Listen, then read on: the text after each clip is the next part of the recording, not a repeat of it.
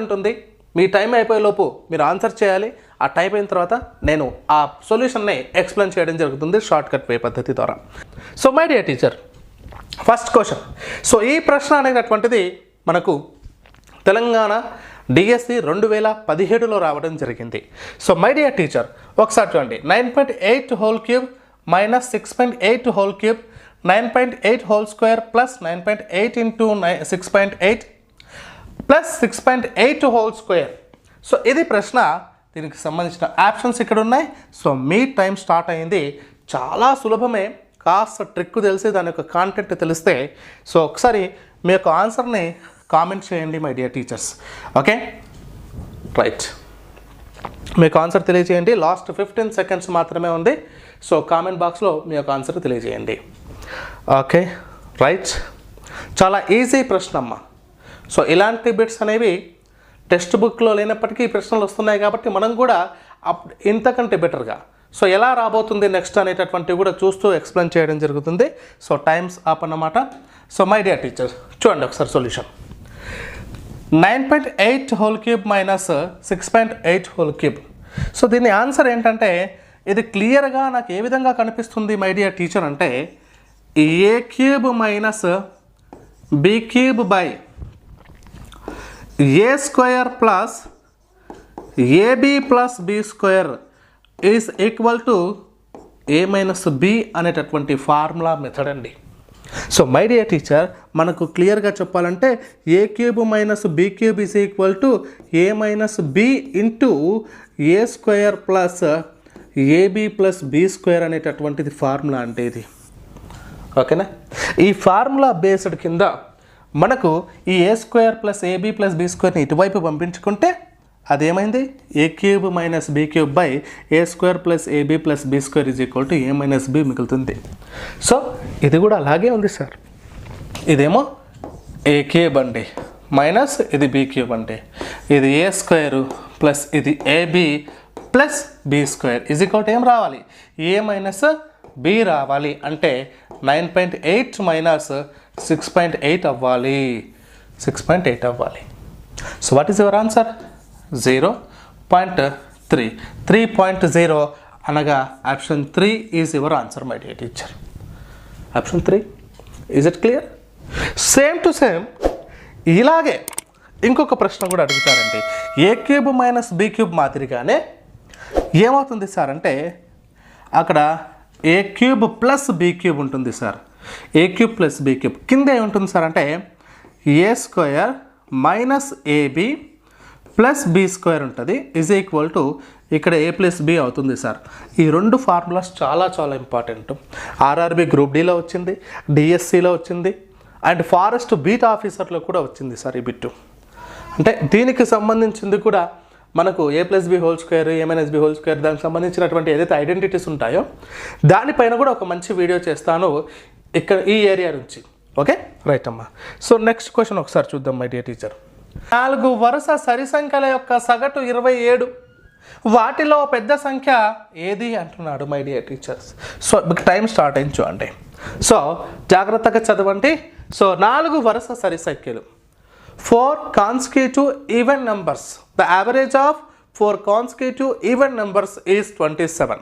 So what is the larger number? ఇది question అంటే. So last 12 seconds అమ్మా. So మీ యొక్క ఆప్షన్ని తెలియచేయండి. ఆప్షన్ 1 26, ఆప్షన్ 2 28, 3 ఏమో 30, ఆప్షన్ 4 ఏమో 32. సో ఏది మీ సమాధానం? So times of my dear teacher ఒకసారి చూద్దాం. సో ఈవెన్ నెంబర్స్ అన్నారు. ఇక్కడ నేను ఏమంటానంటే, ఫస్ట్ ట్రిక్ చెప్తాను మై డియర్ టీచర్. ఇక్కడ మీకు ట్రిక్ చెప్తాను, అటువైపు కాన్సెప్ట్ చెప్తాను. చూడండి, ట్రిక్ ఏంటంటే first number, last number, first second third fourth numbers అండి. 4 నెంబర్స్. ఎప్పుడైనా వరుస సంఖ్యలు అన్నప్పుడు, వరుస సరి సంఖ్యలు కానీ వరుస బేసి సంఖ్యలు కానీ వరుస సంఖ్యలు కానీ అవి ఏవి తీసుకున్నప్పటికీ కూడా ఉదాహరణకు నేను అంటాను 2, 4, 6, 8 ఈ వరుస సరి సంఖ్యలు ఉన్నాయి 4. దీని యొక్క సగటు ఎంత సార్ అంటే జనరల్గా మనం చేస్తాం some of the observations by number of observations చేస్తే మనకు 4 వస్తుంది. అయితే ఇవి రెండు 2 + 4 = 6, 6 + 6 = 12 and 12 + 8 = 20. సో 20/4 నథింగ్ బట్ 5 అమ్మ 5 వచ్చింది. ఒకసారి బాగా అబ్జర్వ్ చేయండి. దీనికి 2-3 మెథడ్స్లో చేయొచ్చు. ఇది ఫస్ట్ మెథడ్. సెకండ్ మెథడ్ ఏం చేస్తామంటే first number plus last number by 2 చేస్తామండి. First number 2 plus last number 8 కాబట్టి 2 కలిపితే 10 వచ్చింది, బై 2 చేస్తే 5 వస్తుంది. సేమ్ యావరేజ్ వస్తుంది మై డియర్ టీచర్. ఇంకో మెథడ్ కూడా ఉంది. ఇప్పుడైతే మనకు 2, 4, 6, 8 ఇచ్చాడో ఇప్పుడు ఫస్ట్ది లాస్ట్ది క్యాన్సిల్ చేయండి. మిడిల్లో ఉన్నటువంటి 2 కనుక ఉంటే వాటి మధ్య ఉండేటువంటి నెంబర్ ఎంత? 4కి 6కి మధ్య ఉండే నెంబర్ ఎంత? 5 కదండి. That is your average. Yes, ఈ 3 మెథడ్లో నుంచి మనం చేయొచ్చు మై డియర్ టీచర్స్. ఇది కూడా ట్రిక్సే అంటే ఇచ్చిన ప్రశ్నను బట్టి మాట్లాడుకుంటాం మనం సాంఖ్యక శాస్త్రం చెప్పుకునేటప్పుడు.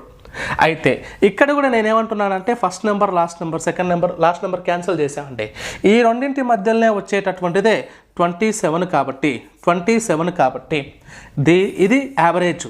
అంటే దీనికంటే తర్వాత ఉన్నదేంటి 28, ఆ తర్వాత వచ్చేదేంటి 30, దీనికంటే ముందున్నది 26, ఇంకా ముందున్నది 24. అడిగింది గరిష్ట సంఖ్య అంటే పెద్ద సంఖ్య. ఆన్సర్ ఎంత? 30. Option 3 is right answer.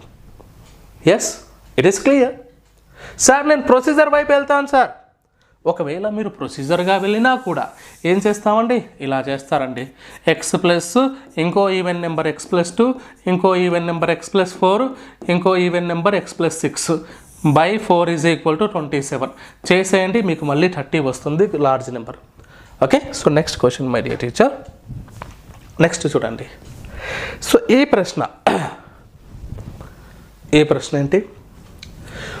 x యొక్క 25% యొక్క 25% యొక్క 25% విలువ 25 అయినా x విలువ ఎంత? సో మీ టైం స్టార్ట్. ఏమంటున్నాడు? ఎక్స్లో 25% తీయాలి. ఇది ఒక నెంబరు. ఆ నెంబర్ ఏడుంది? ఇగో ఈ 4 ఆప్షన్స్లలో ఉంది. 25% తీయాలి. మళ్ళీ వచ్చిన దాంట్లోకి వెళ్ళి మళ్ళీ 20% తీయాలి. ఆ వచ్చిన దాంట్లో నుంచి మళ్ళీ 25% తీయాలి. తీసిన తర్వాత ఆ విలువ ఎంత అవుతుంది? 25 అవుతుంది. అయితే ఎక్స్ విలువ ఎంత అంటున్నాడండి. సరే, మనం చెప్పే ప్రయత్నం చేద్దాం. మీరు ఆల్రెడీ ప్రాక్టీస్ చేశారు కాబట్టి ఆన్సర్ ఇచ్చారు కాబట్టి సో మనం చూద్దామండి. So my dear teachers, so question ఏంటి? ఇలా ఉంది. ఇలాంటి ప్రశ్నలకు ఆప్షన్స్ ద్వారా ముందుకు వెళ్ళాలి. ఎలా వెళ్ళాలి? ఆప్షన్స్ నుంచి వెళ్ళాలి. నేను ఫస్ట్ నెంబర్ తీసుకుంటాను ఎగ్జాంపుల్గా. చూడండి, 1600లో నుంచి 1600 ఆఫ్ 25% అంటే 25% అంటే 4వ భాగము. 25% అంటే 1/4 కదండి. 1600 × 1/4 అనగా 400. ఈ 25% అయిపోయింది. అందులో నుంచి మళ్ళీ 25% అన్నాడు కాబట్టి మళ్ళీ 1/4 చేస్తే ఇక్కడ ఎంత వస్తుంది? 100 అయిపోయింది. సో వచ్చింది 100. అంటే ఈ 25% కూడా అయిపోయింది. ఆ తర్వాత ఆ 25%కి అంటే 1/4 చేస్తే మనకి ఇక్కడ 25 వచ్చింది. అంటే ఇగో ఇదే వచ్చింది. So option 1 is right answer. It is clear. Sir 1/4 ఎందుకు తీసుకున్నారు సార్ అంటే ఇగో 25% అంటే 25/100. 25 1 జా 25 4 జా 1/4తో చేసా సులభంగా ఉండడం కోసం. Yes my dear teacher. Sir నాకు డౌట్ వస్తుంది, ఒకసారి 1200తో చేసి చూపించండి. రైట్, ఒకసారి చూడండి. 1200తో చేస్తా. 1200 ఉంది. 1200 1/4 చేయండి. చేస్తే ఏమొస్తుంది సార్? 300 వస్తుంది. సో 300 వచ్చింది. ఇందులో నుంచి 1/4 చేయండి. చేస్తే ఎంత వస్తుంది సార్? 75 వస్తుంది. 75లో 1/4 చేయండి. 75 కంప్లీట్గా 4తో డివిజిబుల్ అవ్వదు అంటే 25 రాదు. ఇలా మీరు ఈ 3 చేయండి, రావు. ఓకేనా? So very simple. ప్రశ్న చూడడానికి కఠినంగా కనిపిస్తుంది కానీ కాస్త ఆలోచించి కాస్త ప్రాక్టీస్ చేసి మనం కంటెంట్ని కొంచెం మెరుగుపరుచుకుంటూ పోయినట్లయితే ప్రతి ప్రశ్న సులభమే మిత్రమా. సో నెక్స్ట్ క్వశ్చన్ అమ్మా. ఇక్కడ చూడండి, x, yలు పరస్పర ప్రధాన సంఖ్యలైతే వాటి ఘాసాక ఎంత అన్నాడు. అంటే x comma y they are coprimes, అవి రెండు కూడా కో ప్రైమ్స్ అయితే so what is the HCF of the x comma y. సో ఇక్కడ ప్రశ్న చూడండి. సో ఇది బాగా చదివారు. సో దీనికి సంబంధించి ఎక్కువగా టైం అయితే అవసరం లేదు. ఓకేనా, రైట్ 20 seconds ఐ థింక్ చాలు అనుకుంటా. ఓకేనా, మీరు ఆన్సర్ చేయండి. ఇదేమి క్యాలిక్యులేషన్ చేయాల్సిన అవసరం లేదు, పెన్ను పేపర్ పెట్టాల్సిన అవసరం కూడా లేదు. జస్ట్ ఆలోచన, ఈ కాన్సెప్ట్ తెలియాలంతే. ఓకేనా మై డియర్ టీచర్స్, రైట్. కాబట్టి నేనేమంటానంటే ట్రిక్స్ చెప్పండి సార్ అంటారు కొంతమంది అభ్యర్థులు. ట్రిక్స్ అంటే మనం రాసేటటువంటి ఎగ్జామ్ డిఎస్సి పరీక్ష, అంటే ఒక టీచర్ రిక్రూట్మెంట్ పరీక్ష. కాబట్టి ఈ పరీక్షలో మనం ట్రిక్స్తో పాటు క్యాలిక్యులేషన్ పార్ట్తో పాటు కాన్సెప్ట్ ఓరియంటెడ్ కూడా మాట్లాడుకోవాలి. అందుకే ఈ ప్రశ్న రాశానండి. ఇదేంటి అంటే కాన్సెప్ట్ తెలిస్తేనే రాస్తాం, మనం డైరెక్ట్ మనకు క్యాలిక్యులేషన్ చేయాలి కొట్టివేతలు ఉండాలంటూ కావు. కాబట్టి టీచర్స్కి ప్రతి కంటెంట్ పైన మన గ్రిప్ ఉండాలి మ్యాథమెటిక్స్లో. సో రైట్ అమ్మా. ఆ తర్వాత ఇప్పుడు చూడండి, XYలు పరస్పర ప్రధాన సంఖ్యలు అన్నారు. నేను రాసుకుంటాను పరస్పర ప్రధాన సంఖ్యలు. ఉదాహరణకు 5,9. పరస్పర ప్రధాన సంఖ్యలు అంటే ఏమిటి అంటే వీటి యొక్క కారణాంకాలలో, అంటే 5 యొక్క కారణాంకాలు 1,5, 9 యొక్క కారణాంకాలు 1, 3, 9. ఈ రెండింటిలో గరిష్ట కారణాంకము 1 మాత్రమే. అదే గాసాక ఆన్సర్ 4. అంటే మీరు ఏ 2 పరస్పర ప్రధాన సంఖ్యలు తీసుకున్నా, 3 పరస్పర ప్రధాన సంఖ్యలు తీసుకున్నా, పరస్పర ప్రధాన సంఖ్యల యొక్క ఘాసాక ఎల్లప్పుడూ కూడా 1కి సమానం. దాని కాసాగ అనేది వాటి లబ్ధమే అవుతుందన్న విషయం గమనించాలి. అదే కాసాగ అడిగాడు అనుకోండి XY ఆన్సర్ అవుతుంది. గాసాక అడిగాడు కాబట్టి that is 1 is your answer my dear teachers. ఓకేనా, మీకు అర్థమైంది అనుకుంటాను. So next question. రైట్. ఒక దీర్ఘ చతురస్రపు చుట్టుకొలత 28 మీటర్లు మరియు వైశాల్యము 40 చదరపు మీటర్లు అయినా దాని పొడవు ఎంత? So very very important question my dear teachers. So జాగ్రత్తగా ఆలోచించండి. సో కాస్త ప్రయత్నం చేద్దాం. రైట్ అమ్మా, your time start now. So మళ్ళీ చదువుతున్నాను, ప్రశ్నను ఒకసారి వినండి. ఒక దీర్ఘ చతురస్రపు చుట్టుకొలత 28 మీటర్లు మరియు దాని వైశాల్యము 40 చదరపు మీటర్లు అయినా దాని పొడవు ఎన్ని మీటర్లలో తెలపండి అన్నాడు. సో చాలా చాలా ఇంపార్టెంట్. సో ఈ బిట్ కొంచెం అర్థం చేసుకుంటూ చేయాలి. Okay, right. Okay, last 3, 2, 1. So times up అండి. సో దీంతో పని అయిపోయింది. సో మై డియర్ టీచర్ చూడండి, ఒక దీర్ఘ చతురస్రాన్ని తీసుకుంటున్నాను. ఒక దీర్ఘ చతురస్రం ఇది, రైట్. ఈ దీర్ఘ చతురస్రానికి for example A, B, C మరియు D అనుకుందాం. అయితే ఇక్కడ దీని యొక్క చుట్టుకొలత ఎంత అన్నాడు? చుట్టుకొలత 28 మీటర్స్ అన్నాడు. అంటే 2 of L plus B is equal to 28 metres అయితే 2 1 జా 2 14 జా, అంటే L plus B is equal to 14. అంటే పొడవు ప్లస్ వెడల్పుల మొత్తం 14. అయితే వైశాల్యం 40 అవ్వడానికి 14ను ఏ 2 సంఖ్యలుగా, అంటే ఏది పొడవు, ఎంత పొడవుగా ఎంత వెడల్పుగా రాయాలి ప్రమాణాలు అనేది ఇంపార్టెంట్. చూడండి, ఇప్పుడు నేను 14నే ఇలా రాసుకుంటాను టీచర్స్.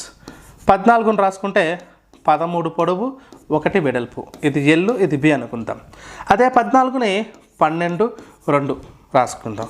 ఇక్కడ 11 3, సో 10 4, 9 5, ఇక్కడ 8 6 ఇలా రాసుకుంటాం. రాసుకుంటే వీటి లబ్ధమే కదా వైశాల్యము, వీటి లబ్ధమే కదండి వైశాల్యము. L into BA is equal to area కదా. సో 11 ఎక్కం 13 ఎక్కం 13, 12 24, ఇక్కడ 33, 14 40, అంటే ఆ ఏరియాకు సమానమైందా లేదా? 14 40 అన్నప్పుడు పొడవు ఎంత అవుతుంది? So L is equal to 10 meters and B is equal to 4 meters. So మనకు పొడవు అడిగాడు కాబట్టి so 10 meters is your answer my dear teachers. Have you understood clearly? So ఇది మనము ఈరోజు మాట్లాడుకున్నటువంటి క్లాస్ అండి. సో వీడియో లెంత్ అనేటటువంటి కారణం చేత ప్రతిరోజు 5 అంటే రోజు 2 వీడియోలు అయినా పర్వాలేదు, కానీ 5 చొప్పున ప్రశ్నలు మీకు ఎక్స్ప్లెయిన్ చేయడం జరుగుతుంది. సో నేను చెప్పినటువంటి ఎక్స్ప్లెనేషన్ కానీ మన వీడియో క్లాస్ కానీ పూర్తిగా మీకు నచ్చినట్లయితే సో లైక్ చేసి మన ఛానల్ని సబ్స్క్రైబ్ చేసుకోండి, ఇప్పటివరకు ఎవరైతే సబ్స్క్రైబ్ చేయకపోతే. So thank you for watching. అలాగే మన యాప్లో ఉన్నటువంటి క్లాసెస్ని మీరు ఒకసారి విజిట్ అవ్వండి.